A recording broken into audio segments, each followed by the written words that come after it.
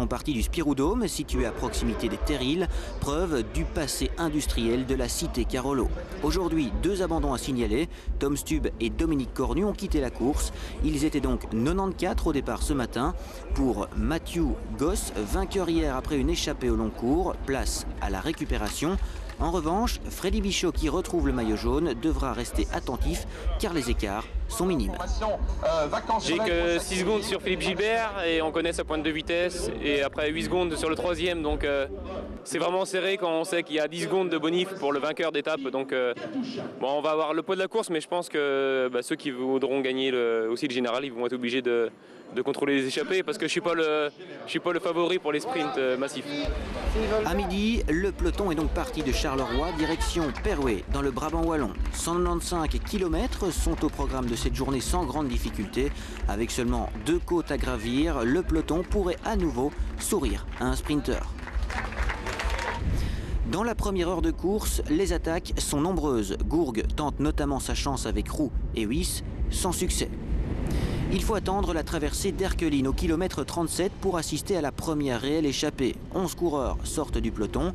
Kolobnev, Moos ou encore Ladanius sont dans le bon coup, tout comme Freddy Bichot. Le maillot jaune est vigilant. Mais ce groupe ne parvient pas à creuser un écart supérieur à 20 secondes car derrière, le peloton est emmené par l'équipe Silence Lotto au grand complet. À la sortie de Beaumont, où Bodrogui est passé en tête de la première côte de la journée, c'est le regroupement général. Ce n'est que lors du passage dans la commune de Froidchapelle qu'une cassure survient dans le peloton.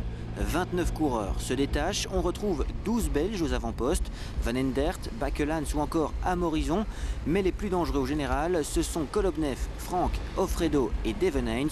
Tous les 4 sont pointés à 10 secondes du maillot jaune. Au ravitaillement, situé le long des lacs de l'Odeur, ce groupe possède déjà plus de 3 minutes d'avance sur un peloton complètement résigné. À Florène, les 29 coureurs ont doublé leur avantage. Mais pour 3 hommes, ce n'est pas encore suffisant. Laszlo Bodrogui de l'équipe Katusha emmène avec lui Damien Monnier et Liu Westra. Ce trio prend tout de suite plusieurs longueurs d'avance sur les poursuivants. Alors que le peloton est largué, il est pointé à plus de 17 minutes des hommes de tête. À la Bruyère, 10 km plus tard, les 3 fouillards sont repris. Mais le groupe de tête explose de nouveau. Une nouvelle échappée repart à l'initiative de Julien Elfarez. Le coureur français de l'équipe Cofidis est rejoint par le belge Thomas de Gent de Top Sport Vlaanderen et par le russe Pavel Brut, déjà à l'attaque hier. Entre les 3 hommes, l'entente est parfaite. Ils accentuent leur avance progressivement et l'écart se stabilise aux alentours d'1 minute. Derrière, Ladanius, Kolobnev et Kathoven sont partis en contre-attaque, mais ils ne reverront plus le trio de tête. Le groupe d'Elfarez, leader virtuel, fonce vers Perway pour se disputer la victoire. Dans la dernière ligne droite, le néo-pro Thomas de Gent se montre le plus rapide. Le jeune coureur belge devance Pavel Brut, décidément abonné à la 2e place.